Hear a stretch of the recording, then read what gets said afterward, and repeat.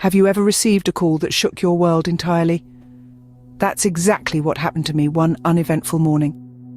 The voice on the other end of the line, heavy with sadness, informed me that my ex-husband, the father of my children, was no longer amongst the living. I remember just saying Jesus over and over as I tried to make sense of it. In that moment, time seemed to stand still. A swirl of emotions took hold of me. Shock, disbelief, sorrow. The man I had once shared my life with, had parented with, was no longer there. Despite the divorce, the shared history, the connection through our children, made his sudden absence feel like a chasm had opened up in the fabric of our lives. Even guilt, that uninvited guest, made an appearance. Could I have done something, said something? But what? We were no longer a couple, yet his absence was profoundly unsettling. As I hung up the phone, the silence of the room echoed back at me, a stark reminder of my new reality. What happens when a person you've shared a lifetime with suddenly isn't there anymore? Imagine a tapestry of memories, woven together over years of togetherness. We were two young souls, drawn together by a force stronger than us. We were professionals, then a couple and soon parents. The birth of our children was like watching a sunrise, each new day bringing with it fresh joys and challenges, painting our lives with vibrant hues of love and responsibility.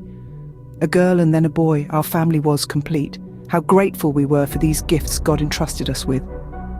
Our journey was not just about shared laughter, said prayers and whispered dreams, but also about the silent tears and unspoken fears. Yes, there were trials and tribulations, disagreements and arguments. They eventually led us down separate paths. We drifted apart, like two boats carried away by the relentless waves of life. But even though our marital bond was severed, a subtle thread of connection remained. Every time I looked into our children's eyes, I saw him. His laughter echoed in their joy, his strength reflected in their resilience. He may not have been a part of my life, but he was a part of their DNA, their essence. His absence, it's like a gaping hole, a void that's both palpable and visible. It's in the silent corners of the house, the empty chair at school events, the missing laughter in our children's lives. It's a constant reminder of a presence that was, and a presence that will always be missed. His absence was like a gaping hole, a void that was both palpable and visible. How do you break such news to your children, especially when they are miles away at university? A question I grappled with as I picked up the phone to video call them. The words caught in my throat, tears in my eyes as I told them. The silence on the other end was deafening. The news of their father's death was a blow, a ripple of shock and disbelief echoing through the screen. I heard their hearts shatter, their world crumble, their breath hitch. The sound of their sobs, even through the distance, was a palpable reminder of our shared pain. I found myself comforting them, soothing their shock, their grief, their anger. All the while, a storm of emotions raged within me. I had to remain strong for them. I had to be their rock, their shelter in this tempest of sorrow. Oh, how I wanted to gather them in my arms to comfort them. And as I spoke to them, as I heard their cries and their silence, I saw something. In their eyes, I saw the reflection of our shared loss, our shared grief. How does one navigate through the aftermath of such an event? In the days that followed, we were swept up in a whirlwind of funeral arrangements. The somber melody of our mourning intermingled with the echoes of our past. As old friends and his relatives got in touch from far and wide, their faces, etched with years of stories untold, offered a comforting familiarity in a world that suddenly felt so alien. Amid the sorrow, a strange sense of togetherness took hold.